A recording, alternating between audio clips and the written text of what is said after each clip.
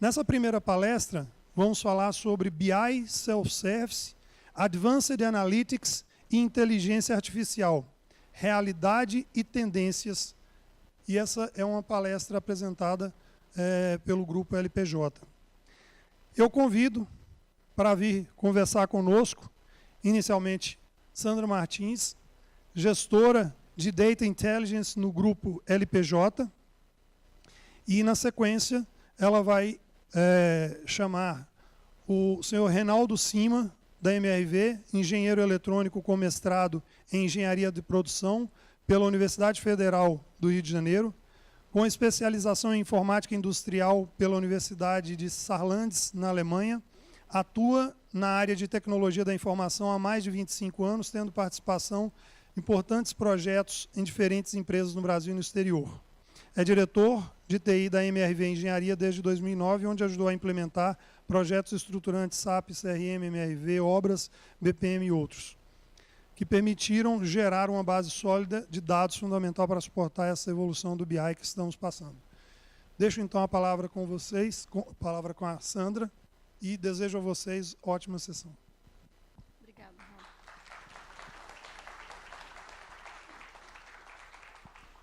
Gente, boa noite. Meu nome é Sandra. Primeiramente, queria agradecer e parabenizar, né, tanto a PUC como a todos que têm organizado e participado de alguma forma para que esse evento aconteça. Ontem a gente viu aqui uma discussão de alto nível e foi muito bacana. Bom, como o Sanzio comentou, o Romeu comentou, a gente vai passar aqui rapidamente só para uma visão da LPJ. Então, o Grupo LPJ, para quem não conhece, é um grupo que atua no mercado há mais de 15 anos, sendo um grupo formado por aproximadamente 160 pessoas, muito forte na área de sistemas de gestão, principalmente em base SAP, e tem uma abrangência muito grande, né, no mercado de Minas e o mercado nacional. O negócio do grupo ele tem alguns pilares ligados aí a toda a visão dos agentes que podem transformar, de alguma forma, a relação com os negócios. Tá?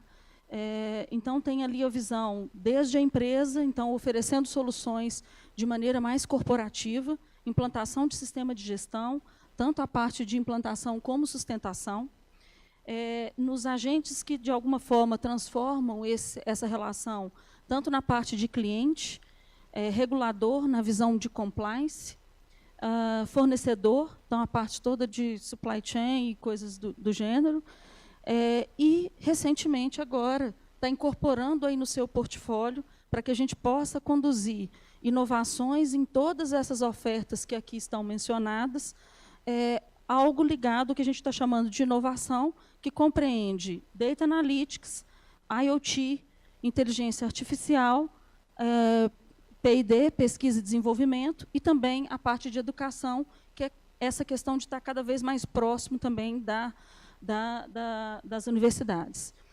Então, falando um pouco dessa unidade, então, eu me juntei ao grupo agora em setembro, então foi quando a gente criou essa unidade. É uma unidade, então, de negócios especializada em dados, com foco na construção da jornada Analytics com os nossos clientes. E o objetivo é gerar inteligência que possa nos dar maior eficiência na operação, redução de custos, redução de riscos na cadeia, né, dos processos, e, com isso, uma melhor experiência junto ao cliente. Tá? Então, basicamente, a gente está oferecendo uma plataforma, né, de serviços que a gente atua end-to-end, em toda a jornada Analytics junto aos nossos clientes. Então, começando ali, do início dessa jornada, quando o cliente nota e percebe a necessidade de ter maior agilidade no seu processo de tomada de decisão, responder perguntas de maneira mais ágil, e a gente está falando de adoção de soluções de Data Discovery. Então, a gente atua, né, gerando e implementando esse tipo de solução. Passando para o segundo estágio, né, quando a gente nota que só responder as perguntas já não resolve mais, que a gente, além de responder, a gente também precisa gerar novas perguntas. Então, como que a gente gera novas perguntas? A partir de análises mais aprofundadas, trabalhando mais eficazmente a questão do self-service BI. Como que a gente coloca no poder dos usuários, efetivamente, a possibilidade deles gerar suas próprias análises. Então, a gente tem métodos também para falar sobre isso. O terceiro step, a gente está falando mais de não só responder e aprofundar em questões, mas também ver a abrangência. Então, muda um pouco a figura. Eu quero trabalhar em questões que eu ainda nem sei que existem. Então, aqui, a gente começa a trabalhar em dados em tempo real, explorar os dados advindos de IoT, para gerar ação efetiva para o negócio e dar respostas a perguntas que não foram feitas. Então, automação com IA. Então, a gente aqui está falando de modernização da infraestrutura de dados, seja, né, com Big Data, trabalhar já com iniciativas de Data Lake. E aí, por fim, a gente tem que saber extrair valor desse conjunto de informações. E, para extrair valor, a gente entende que é necessário aplicar aí algumas técnicas, e a gente está, né, trabalhando aqui com a ideia de um laboratório de Data Science, onde a gente está atuando resolução de problemas baseado no negócio. Então, cada problema a gente vai desenvolver todo o método, desde o entendimento da necessidade, passando pelo modelo, até a criação end-to-end também, para que a gente traga aquilo que a gente comentou ali atrás. Então, basicamente, essa é a oferta, mas eu queria dizer que a jornada Analytics da LPJ, né, junto aos seus clientes, não começou no mês passado. Ela já vem aí a longa data, né, não foi com a minha chegada que começou, né, Sâncio? Então, essa jornada ela já vem aí a longa data, e aí, por isso, a gente está convidando aqui um dos nossos parceiros, né, que a gente tem uma atuação aí em torno de 10 anos, que vai falar um pouco aí dessa jornada e como que tem sido, né, esse desafio aí. Ok? Muito obrigada, gente.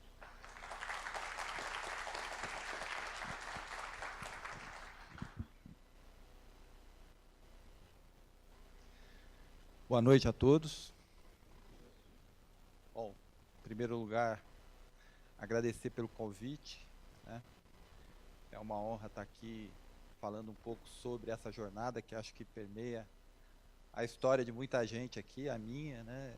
Como vocês viram, eu trabalho com TI há pouco tempo, né? Quase 30 anos. Eu sou de uma geração que acho que aproveita até mais essa evolução que está tendo, né? Eu vejo meu filho, eu tenho um filho de 22 anos, ele não consegue perceber, porque já entrou no momento em que a tecnologia estava muito mais abrangente, muito mais abundante do que a minha época, né? E eu queria aproveitar esse momento até para compartilhar um pouco dessa evolução. Eu sou engenheiro eletrônico, né? Tenho mestrado em engenharia de produção, mas a minha vida toda foi em TI, né? E boa parte dela foi implantando sistemas, né? Eu sou da geração SAP também, acho que deve ter muita gente aqui que conhece. Inclusive, fiquei nesse mundo por quase 15 anos. E esse processo de implantação de ERP que aconteceu aí na década de 90, 2000, né? Foi o que possibilitou, em grande parte, a estruturação de uma base de dados interessante, como a gente tem hoje, abundante, como a gente tem hoje, complementada hoje por diversas fontes, internas e externas, estruturadas, não estruturadas, que nos levou a chegar nessa discussão de BI que a gente está hoje, uma evolução que, para muitos, como eu, enxerga como uma revolução, né? Onde a gente tem, além da disponibilidade do dado, a gente tem a capacidade de processamento para voltar a temas como inteligência artificial, redes neurais, que eu vi lá na minha engenharia eletrônica em 90 e... Bom, e que não era possível, né? Vocês sabem que esse tema tem quase 50 anos aí de estudo, não era possível por falta de capacidade computacional. Bom, minha apresentação ela vai ser muito baseada nessa experiência. Eu não sei, a gente vai ter um tempo para perguntas, né? Também quero deixar bem aberto para vocês para esse tipo de interação. Espero de alguma maneira aí contribuir para esse evento aí que está sendo tão bacana. Bom, como engenheiro eletrônico, eu não podia começar a apresentação não remetendo aqui para algumas figuras, alguns componentes eletrônicos, né, que vão nos levar dessa era da escassez para essa fase da abundância. E aqui vocês podem ver desde a válvula até a computação quântica, que já é uma realidade, né? Então, a gente não está falando de algo que vai acontecer, é algo que está acontecendo. E isso está provocando uma capacidade de processamento que permite ultrapassar aí, em pouco tempo, o limite da capacidade do ser humano. E é essa capacidade de processamento, né, que nós somos desafiados a aproveitar, né?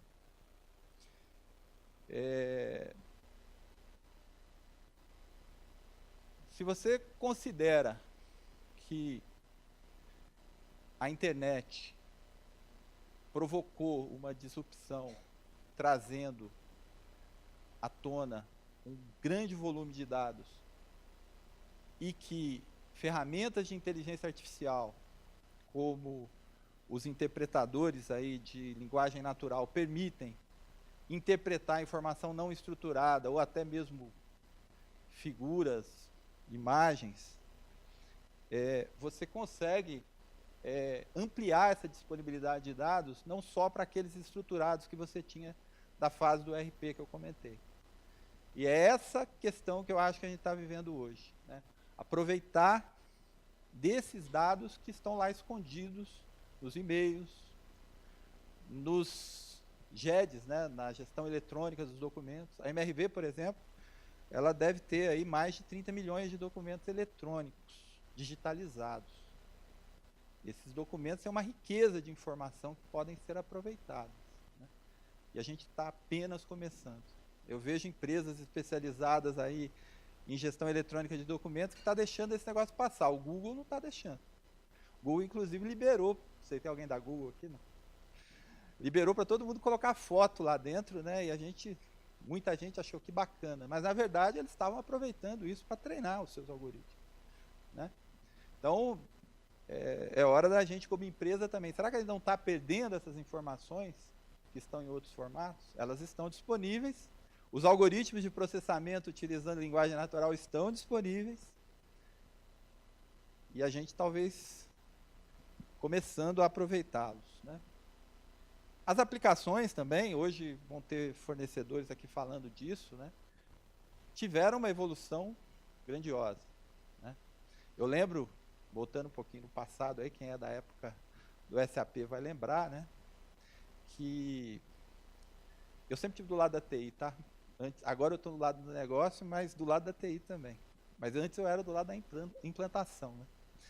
E era engraçado porque quando começou o mundo SAP aí na década de 90, o pessoal desenvolvia relatório usando ferramentas da própria SAP, a BAP Query, a BAP Report Painter, Report Writer. E quando surgiu esse ABAP Query era bacana porque ele ia direto na base, né? Só que ele era o terror do pessoal que administrava sistemas. Porque você botava para rodar, derrubava a operação, era o cara de bases correndo para derrubar o usuário que tinha feito alguma coisa errada, né? Quem trabalhou com isso sabe que nessa época a capacidade de processamento era um limitador, né? Depois veio Crystal Reports. Eu lembro que eu estava na gestão da TI da TBG, que é o Gasoduto Brasil-Bolívia, lá no Rio de Janeiro, e eu levei o Crystal, né?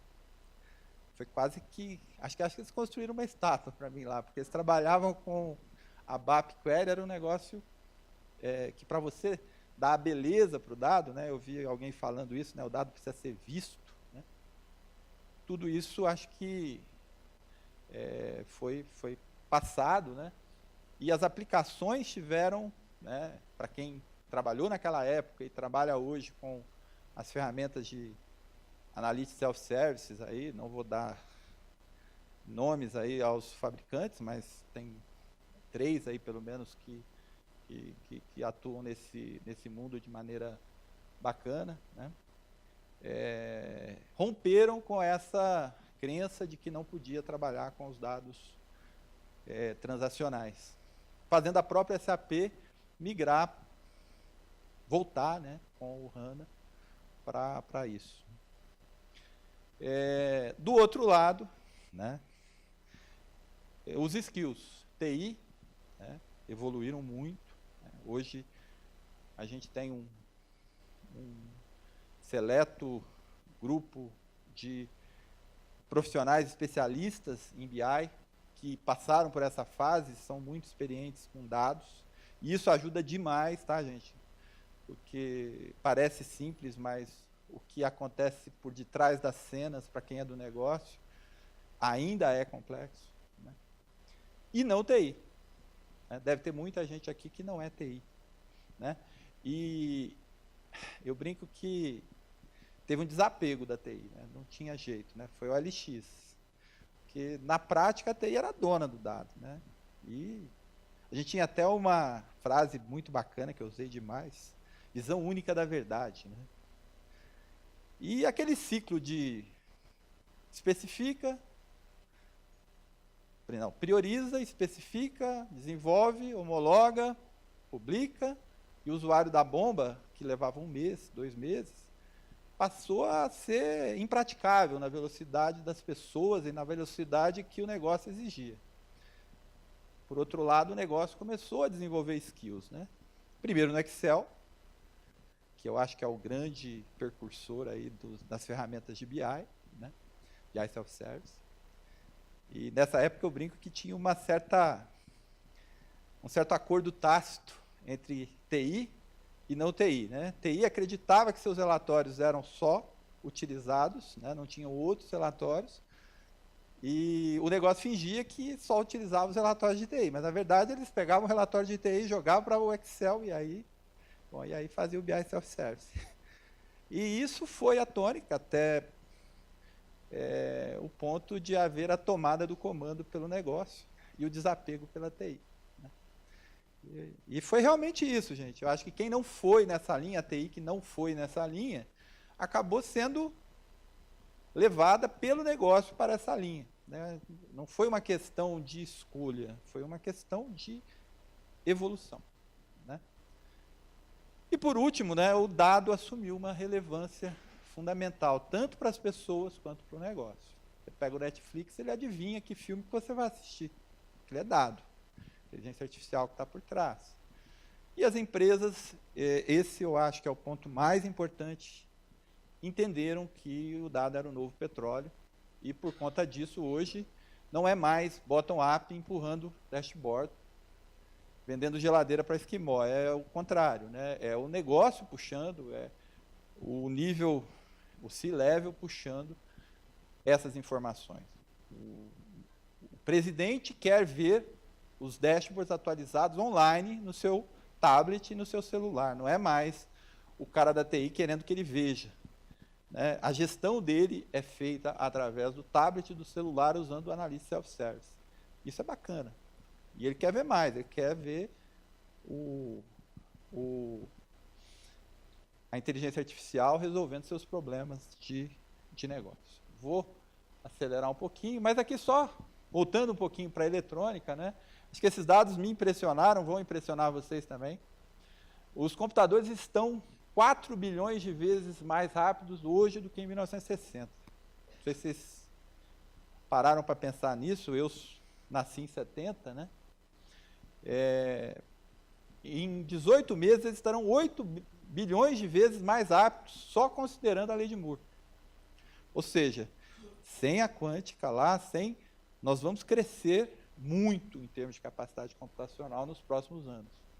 Essa TPU aí, que é a CPU de processamento para para a inteligência artificial da Google, né? Da Google, das empresas que trabalham com isso, multiplicaram por 50 a capacidade de treinamento de modelos machine learning. Isso aí que possibilitou a gente estar falando em robôs como a gente está falando hoje. Né?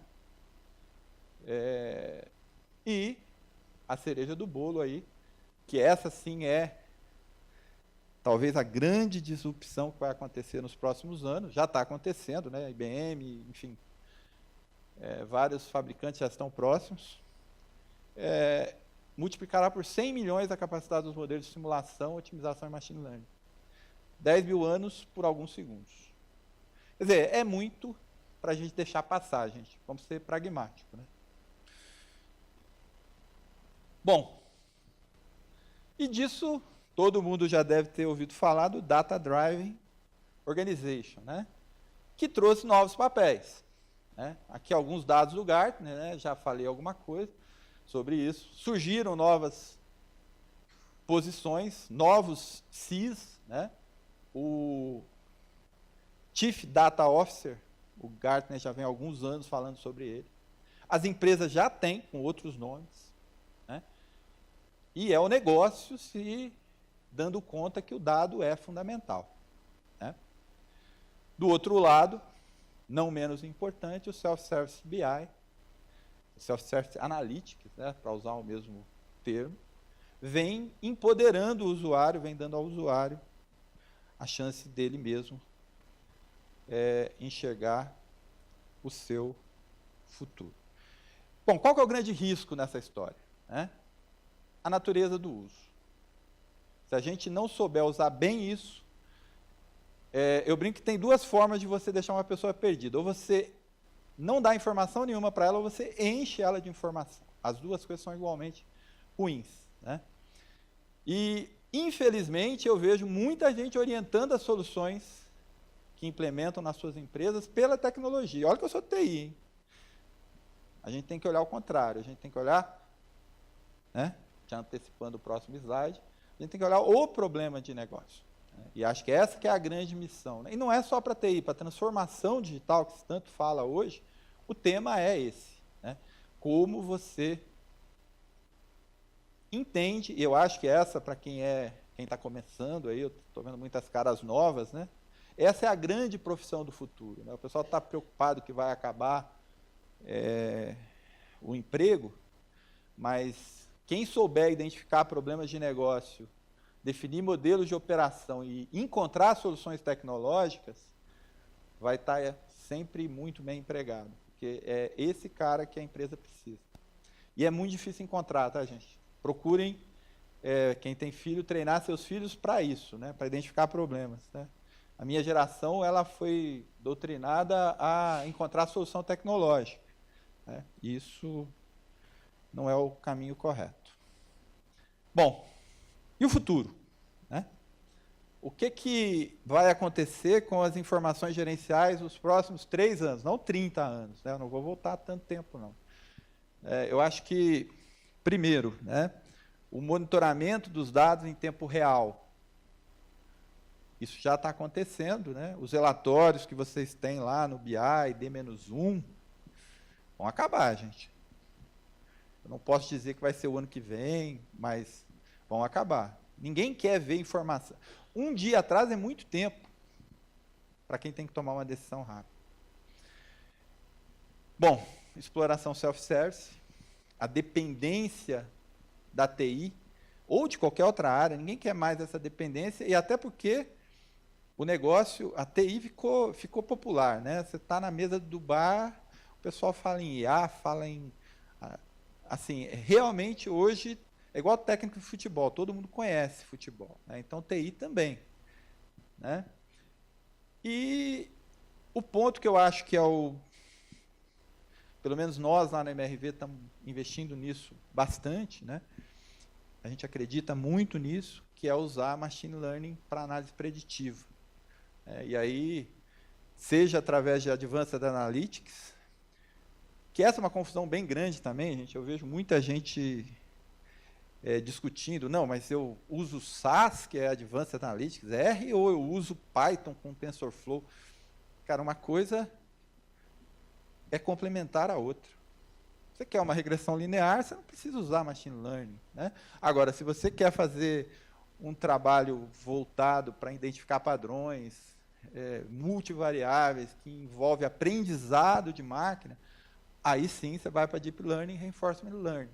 A diferença dos dois também é bem pequena, né? Apesar que o Reinforcement Learning ele prevê que você tenha retroalimentação, né? Mas aí eu não vou entrar nessa discussão, porque isso já seria uma discussão bem grande. Agora, para nós da TI e os não TI que programam, acho que a grande mudança é nessa forma de ver o mundo estruturado que a gente tinha. Quem foi programador aqui aprendeu com aquela regra, né? Entrada mais algoritmo igual a saída, né? F de x igual a y. Só que a gente mudou. E a inteligência artificial é exatamente entrada mais saída igual ao algoritmo. Se vocês pararem para ver, esse paradigma é o que determina a diferença total da forma de programar de 5 anos atrás e da forma de programar usando inteligência artificial e machine learning. A máquina faz o código. Você dá a entrada e a saída e ela percebe como que o dado se comportou. E aí o dado é o petróleo. Alguns cuidados, né? É sempre importante lembrar, e isso a gente está tomando pouco cuidado aqui no Brasil, acho que agora começou a ficar claro que a Lei de Proteção de Dados veio, né, tem o GDPR lá fora, aqui no Brasil está chegando para valer. Então, para quem está pensando em pegar dado externo, usar dado externo, tem que ficar atento a isso. O BI Self-Service, ele trouxe uma facilidade enorme de compartilhamento, então vazamento de informação é muito fácil acontecer. Então, governança é fundamental, né? Se você simplesmente liberar a sua ferramenta de BI Self-Service para todo mundo e não dar um modelo de governança, o João Tapadinhas, do Gartner, ele faz uma analogia muito legal. Ele fala que é a mesma coisa de você colocar um cara que nunca esquiou no topo de uma montanha, dar um esqui para ele e empurrar. Ele vai chegar lá embaixo. Agora ele vai pegar a árvore, vai pegar um monte de coisa pelo caminho. O modelo de governança está para isso. Então, quem está nessa jornada de BI Self-Service, eu acho que é o ponto para ficar atento. E, por último, não menos importante, segurança da informação. Né? A questão da dependência externa, né? A gente também está aprendendo a ficar muito dependente dos grandes, né? Essa figura aqui é do Economist, a Google coloca numa apresentação dela, né? E está lá, a Google é o primeiro, né? A gente tem que tomar cuidado porque as APIs que nós estamos consumindo, né? E a MRV consome o Watson, consome Google Maps, enfim, acho que vocês também estão consumindo isso, é uma facilidade, mas ela leva a uma dependência que pode gerar um problema aí no futuro. Além da terceirização de conhecimento. E, por último, não menos importante, a complexidade. Eu acho que a gente não tem que subestimar essa complexidade. Multi-cloud, multiplataforma, e todos os multis aí que a gente tem ouvido falar, não é simples. E uma estrutura mal feita é mais difícil de modificar do que construir uma bem feita. Às vezes tem que voltar no começo. Bom, falar um pouco da MRV, empresa mineira, estou completando 10 anos hoje, muito feliz de estar lá esse tempo todo, né? E na MRV eu consegui completar o ciclo inverso, né? Quando eu fui contratado, a minha chefe, que ainda é minha chefe até hoje, ela comentou que eu ia ver o filho ir para a escola, tal. Deu tempo mesmo, já tem filho com 10 anos aí, dando trabalho, inclusive. Né? Falar um pouco da MRV. A MRV, vocês devem conhecer, é a maior construtora na América Latina, 377 mil unidades, 38 anos de história, uma empresa mineira, gente. Acho que eu sou paulista, mas vocês que são mineiros, vocês têm que se orgulhar que é uma empresa bacana, né? Hoje ela emprega mais de 22 mil pessoas diretas, né? está em mais de 160 cidades, empresa muito legal. Tem um processo produtivo muito bacana, eu trouxe esse vídeo aqui que eu acho que Parede de concreto, agilidade, sustentabilidade e eficiência. A MRV é a maior construtora da América Latina. Uma empresa moderna, eficiente e que vem inovando a cada dia em seu método construtivo. Uma marca referência na industrialização da construção civil.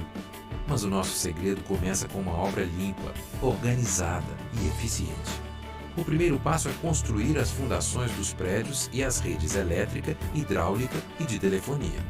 Com a fundação pronta, é marcada a planta baixa, as armações de aço são instaladas e as formas de alumínio são montadas e preenchidas com um concreto especial autoadensável. Temos então um andar pronto em um único dia. E tem mais. A instalação dos sistemas elétricos foi reduzida em 50% com a aplicação de kits de chicote elétrico prontos. Já a parte hidráulica é instalada de modo a possibilitar qualquer conserto ou troca dos tubos sem quebrar paredes e sem complicação, uma verdadeira evolução para os moradores. Com toda essa tecnologia empregada, a MRV constrói, em apenas 10 dias, 5 andares ou 20 apartamentos. Não é à toa que 1 em cada 200 brasileiros mora em um MRV. E falando em preservação do meio ambiente, com a parede de concreto, o número de caçambas das obras foi reduzido para menos de 1/3 em relação a uma obra construída no método tradicional. São melhorias e inovações que trazem agilidade, limpeza e sustentabilidade para a obra e que levam mais qualidade de vida e satisfação para cada um de nossos clientes. Parede de concreto. Agilidade, sustentabilidade e eficiência. É uma indústria. Vocês podem perceber aí que a gente consegue fazer esse tipo de apartamento para um mercado de construção focado no baixo custo. Né? A gente atua fortemente no Minha Casa Minha Vida, trazendo qualidade, padronização e velocidade. Né? Isso gera muito dado. Né? Trabalhar esse dado, eu acho que é o grande desafio. E é isso que nós fizemos aí nos últimos 10 anos, 12 anos. Né? Começando com o SAP, que foi o nosso Sistema Integrado de Gestão, e daí nós entramos na geração BPM, GED, para tornar eletrônicos os documentos. Aqui um exemplo de como isso foi bom, a gente conseguiu processar todas as notas fiscais das 160 cidades aqui de Belo Horizonte. Antes isso tinha que vir por correio, hoje vem tudo eletrônico. E isso está gerando aquelas informações não estruturadas que eu comentei. A produção também, né, saiu do 2D para o 3D, com o BIM 360, aí, Autodesk.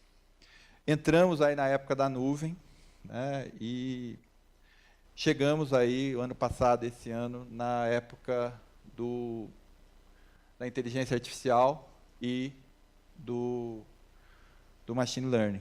Né? Essa base que a gente montou aí nos últimos 10, 12 anos, né? É claro que a empresa tem vai completar 40 anos agora, no ano que vem, toda essa informação, e a gente tem que guardar essas informações sempre, montaram esse grande banco de dados, que hoje está sendo populado com dados externos e transformados aí com dados de outros sistemas tipo GED, que eu havia comentado. O que eu gosto dessa figura, que eu acho que é o ponto importante para a nossa forma de trabalhar na MRV, é a conexão, né, que a gente fez do banco de dados, do Big Data, com o monitoramento, que é o Self-Service BI, e com o ciclo de execução, né, com o BPM e com as demais aplicações, onde a gente coloca o modelo de análise preditiva como uma API, inclui essa API dentro do código da operação, né, dentro do código da aplicação, e retroalimenta. Né? Esse modelo vai aprendendo. Com isso, por exemplo, eu consigo entender qual que é o score de crédito de um determinado cliente e ver qual imóvel que se adequa mais a esse perfil. Vou mostrar esse caso, ou consigo entender qual que é o tipo de ação que eu tenho que tomar em relação a um processo jurídico, enfim. Essa conexão, né, que está orientada muito ao processo de negócio, que é o modelo a arquitetura, né, que possibilitou a gente chegar a onde a gente está trabalhando hoje. Bom, em termos de transformação, nós precisamos transformar a TI primeiro, né?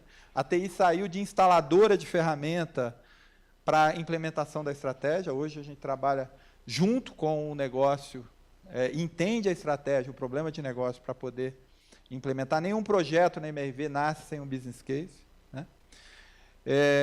Passamos aí do papel de suporte para o papel de parceiro, e hoje eu acho que a gente está chegando aí no papel de parte do negócio. E acho que essa é a tendência da TI nos próximos anos, né?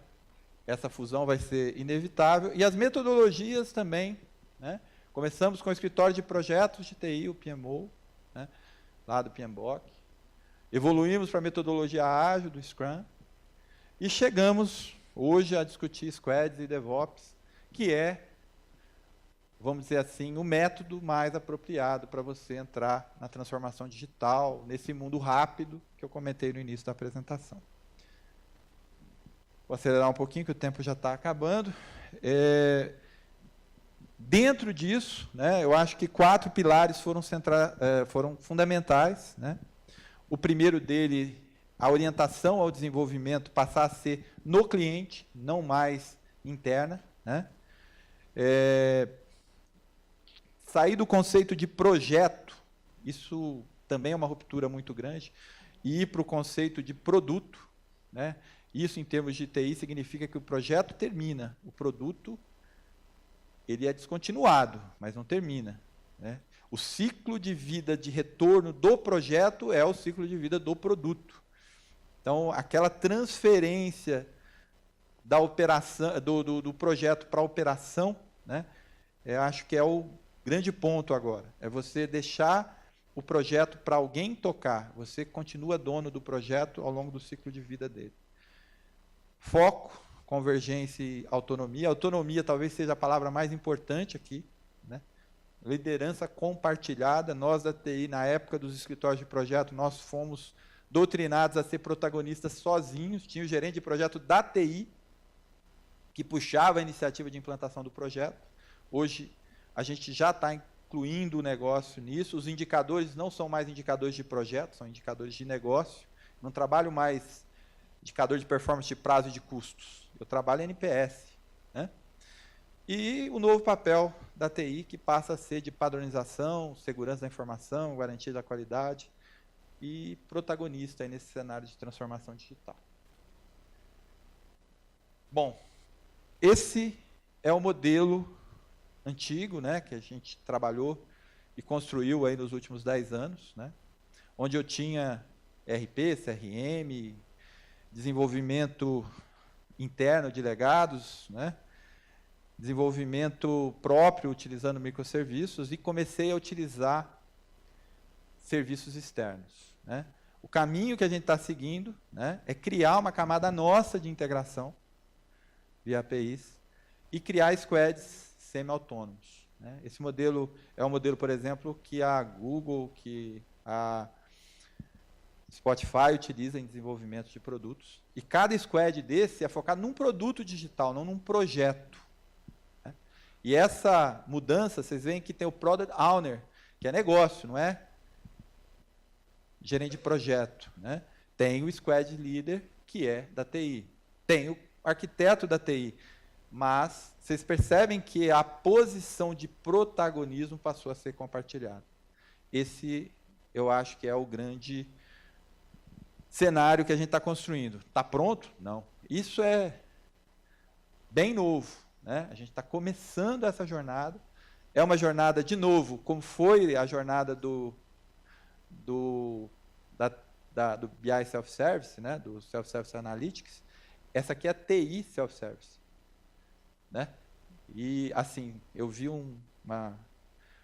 um artigo muito legal aí do cara que montou o Xbox, né, o cara que desenvolveu o Xbox na Microsoft, hoje ele é presidente da CA, ele falou que a TI que a gente conhece, ela não vai existir nos próximos 30 anos. E eu acredito nisso. Né? A TI vai se fundir com o negócio e isso é o começo. Né? Esse é o nosso modelo de integração. Aqui, para nenhum fornecedor ficar chateado, tem quase todos. Né? E o que é importante aqui é aquilo que está achurado em vermelho, que é a camada de integração que eu representei na figura anterior. Né? É isso que permite o mundo interno conversar com o mundo externo e permite conversar com esse mundo interno que é externo, que é interno. Ó, estou parecendo a Dilma agora. Mas é isso mesmo, gente. O squad é interno, mas é externo. Né? Porque o dia que ele for externo, ele vai se achar interno e vice-versa. Brincadeiras à parte, eu não sei se vai ter alguém votando na Dilma aí, foi só uma brincadeira de novo. Nem estava previsto, inclusive. Né? Mas ela permite essa integração de mundos, e esse é o grande desafio. Né? O modelo aqui de Big Data está com Oracle, a gente já está avaliando outros fornecedores, como Google, AWS. Isso é dinâmico e tem que ser dinâmico. Né? E um ponto importante, né? Eu acho que deve ter startups aqui. Né? Esse modelo permite trabalhar com startups. A MRV ela faz parte do Orb, né, um dos mantenedores, junto com a Localiza e o Banco Inter. E esse modelo é o modelo que garante a gente, por exemplo, contratar uma startup para trabalhar com a gente. Vou acelerar porque eu já terminei meu tempo. Bom, aqui o exemplo nosso aí. Né? Alguém vai reconhecer o Power BI, mas não foi a intenção. Esse aqui não foi desenvolvido pela TI, foi desenvolvido pelo SEI, deve ter gente do SEI aqui. Né? E a TI ajudou com a ideia e com o suporte. Esse aqui é o nosso modelo, por exemplo, do jurídico. Nota que aquele primeiro diagrama que eu mostrei, aqui ele está representado com um caso real, é o ciclo jurídico futuro. Nota que integra com dados externos, pega dados internos, gera inteligência operacional com o modelo self-service, integra com inteligência jurídica utilizando inteligência artificial, Advanced Analytics, orquestra, volta para o sistema operacional e o ciclo é retroalimentado. Isso funciona, isso já está operacional. Né?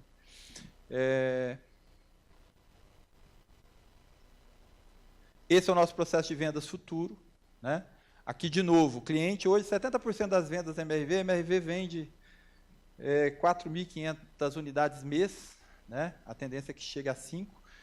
60% a 70% disso nasce no site. Né? E nós estamos lá com um robozinho fazendo o primeiro contato, ajudando, não tirando o cara do negócio, mas não é inteligência artificial, é inteligência aumentada. O cara consegue ser mais rápido e eficiente, atender mais com mais qualidade. Isso volta para o cliente através de um token semelhante ao banco digital. Ele digitaliza todos os documentos que antes você tinha que mandar para o WhatsApp ou levar cópia física. Quando ele chega no stand, já foi feita a análise de crédito e o sistema já sugere para ele qual a melhor unidade, qual o melhor preço para ele pagar.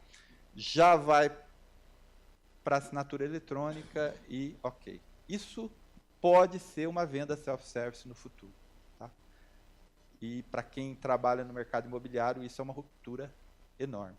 Né? Tem inteligência artificial aqui? Tem, no modelo que define qual a unidade. Que a gente olha, adapta o preço ao crédito que o cara pode adquirir. E tem aqui no início, né, que é a parte do bot, onde a gente faz a... E tem também no reconhecimento de documentos, ou seja, tem vários lugares aí.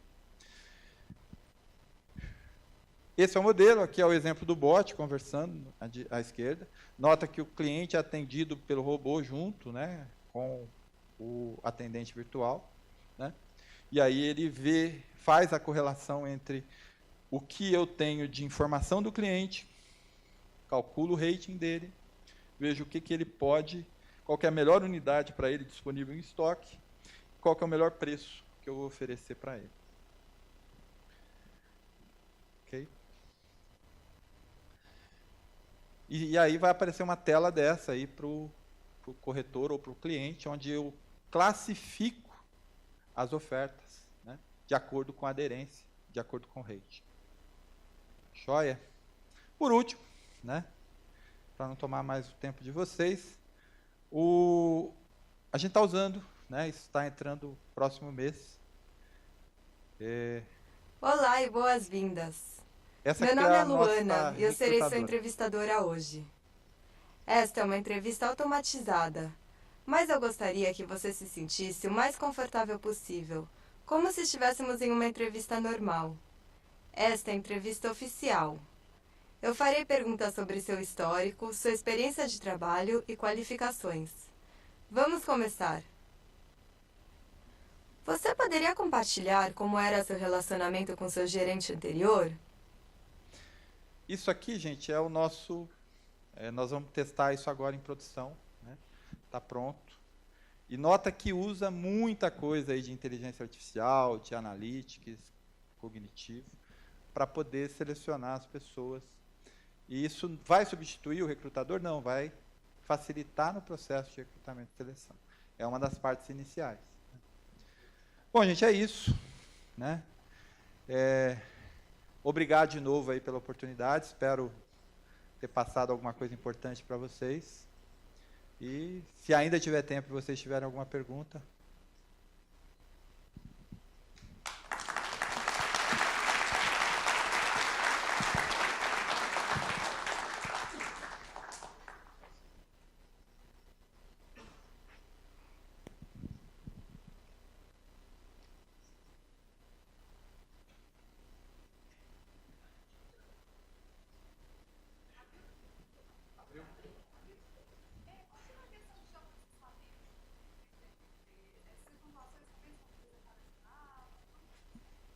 O nosso processo de compra de terrenos, hoje, ele é todo utilizando o Google Maps, né? E antigamente eu tinha essas informações na cabeça de cada comprador de terreno.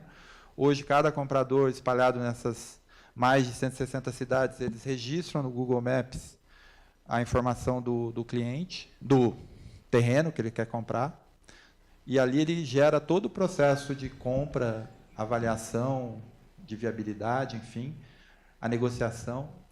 Isso permite que todos os outros compradores e gerentes, enfim, possam saber o que está acontecendo, atuar naquilo que não está sendo processado, e essa informação passa a ser uma informação compartilhada para a empresa, disponível, por exemplo, para fazer uma análise estatística, enfim. E ela está toda geoprocessada. Tem outras coisas que a gente está pensando também, né? O pessoal do BI está com ideias boas aí de levar o geoprocessamento para ser uma cara de entrada aí para visualização dos relatórios, enfim, você navegar pelos empreendimentos usando o Google Maps, mas isso tudo é plano por enquanto. Mas com o Google Maps isso foi muito facilitado. Boa noite. Aqui. Na verdade, é uma curiosidade. Eu gostaria de saber qual foi a dificuldade para sair do modelo tradicional para esse modelo novo, com DevOps, Squad, para criando as APIs e tudo mais. Olha, eu vou dizer para você que foi muito legal, muito gratificante, porque não foi algo empurrado. No começo até foi, né? Você pegar o próprio processo de self-service, ele exige das pessoas um posicionamento diferente, né? Mas essa parte de DevOps, essa parte de microserviços, eu percebi no pessoal de TI uma demanda para isso, eles querendo se movimentar. Eu acho que o novo desenvolvedor, o novo arquiteto, ele é um cara muito mais antenado nisso. Eu acho que, de alguma maneira, aí o mercado se organizou, as universidades, enfim. Eu percebo, pelo menos na equipe que está lá com a gente, hoje a gente tem quase 150 pessoas envolvidas diretamente na TI lá. Eles são pessoas preocupadas com o método, que antigamente era muito difícil. Eu acho que o Agile trouxe isso, né? E o Scrum, né?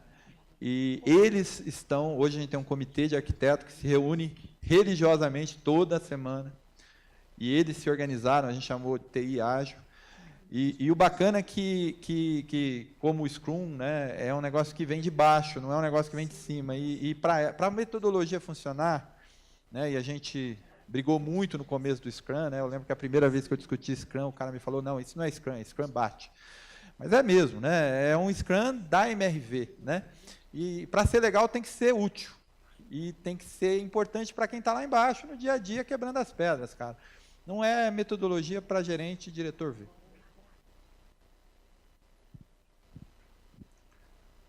Ok? Reinaldo, queria agradecer a participação da Sandra também.